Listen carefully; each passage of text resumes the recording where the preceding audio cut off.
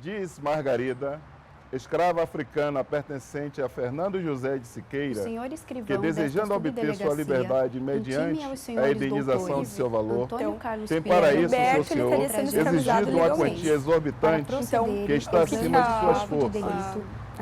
Você é suplicante de uma idade superior a 55 anos e, além disso, muito doentia. Pessoas dizendo que como se recuse o mesmo o seu senhor a receber. Perguntas feitas a Maria, a escrava de José Joaquim Teixeira Ramos. Perguntado qual seu nome, idade, naturalidade, estado e profissão. Respondeu chamar-se Maria, com 56 anos mais ou menos, solteira, natural desta cidade, escrava de José Joaquim Teixeira Ramos. Perguntado o que se sabe acerca de um parto que se diz ter dado Vicência, escrava de José Joaquim Teixeira Ramos. Respondeu que nada sabe, por andar sempre alugada para fora. Disse que ela, interrogada, nesta justa casa, Rita de Tal, a um dia, às 7 horas da manhã, mais ou menos, saía a interrogada lavar roupa e que, voltando à casa para jantar, Rita lhe mostrou uma criança, de cor preta, nua, e lhe disse à mesma Rita que tinha achado atrás da casa.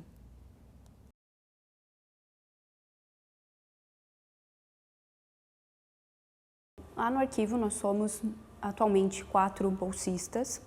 Nós lemos processos judiciais do século XIX, precisamente entre os anos de 1822 a 1888. Esses processos, eles vieram do Poder Judiciário, do fundo do Poder Judiciário, eles foram levados para o arquivo público. Bom, eu acabo imaginando o cotidiano desses escravos, eles mesmos, tipo, eu crio figuras na minha cabeça.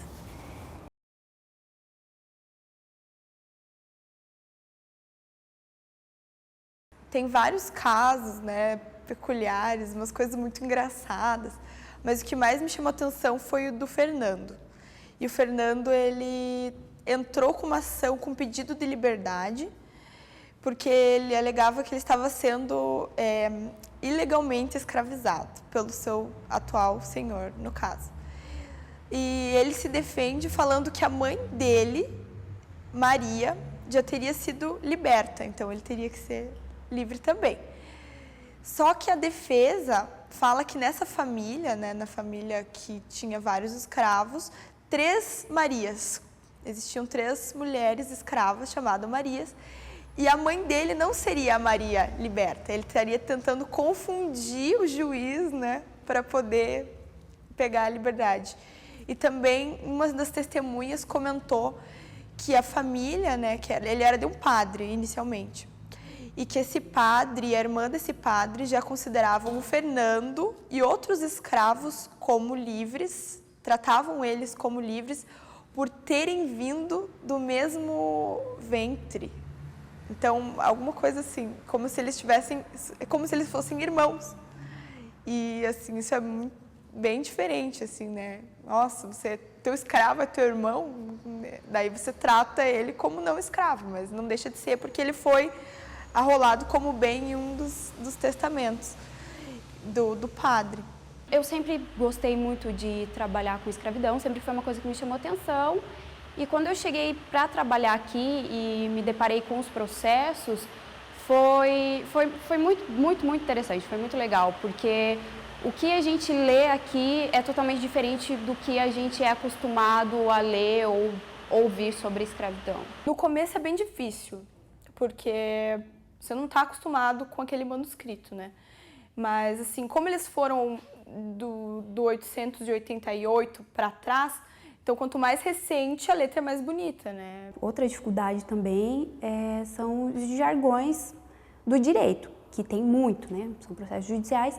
E aí é que vem o aluno, né? O graduando de Direito, que trabalha lá conosco, que foi de grande ajuda, porque muitos termos eu não fazia ideia do que era, né?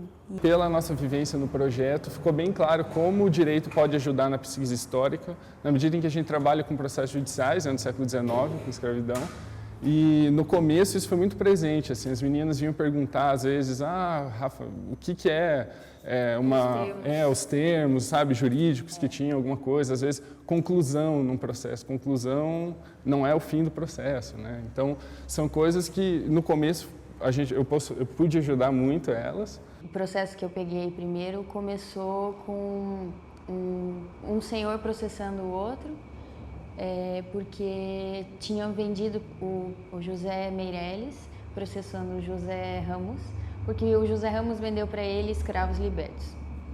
E não falou, então escravização era ilegal.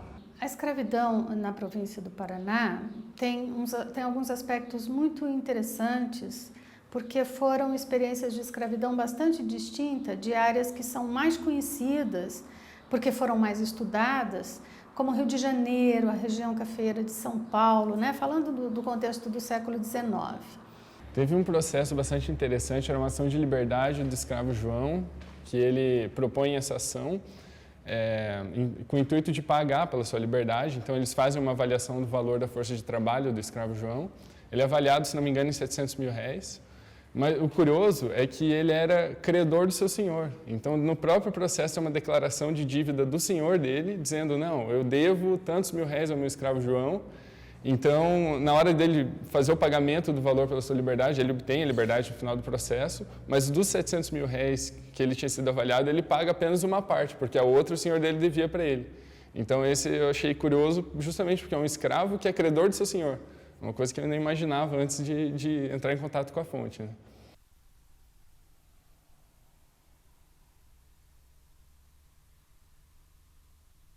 Uma coisa bastante interessante de perceber é a relação que esses bolsistas estabelecem com essas histórias.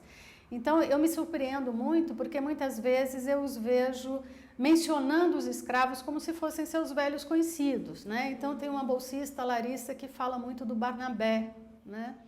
E que fala muito da Rita, que é uma moça que manteve uma gravidez em sigilo. E aí, ao longo do processo e fazendo outras leituras, eu descobri que o Barnabé frequentou uma escola noturna, em 1874, mais ou menos, e que ele era membro da Irmandade do Nossa Senhora do Rosário dos Pretos.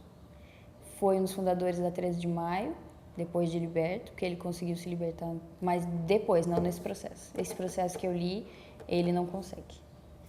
Ali. Mas depois ele permanece em Curitiba, sendo sapateiro e fundando a 13 de Maio.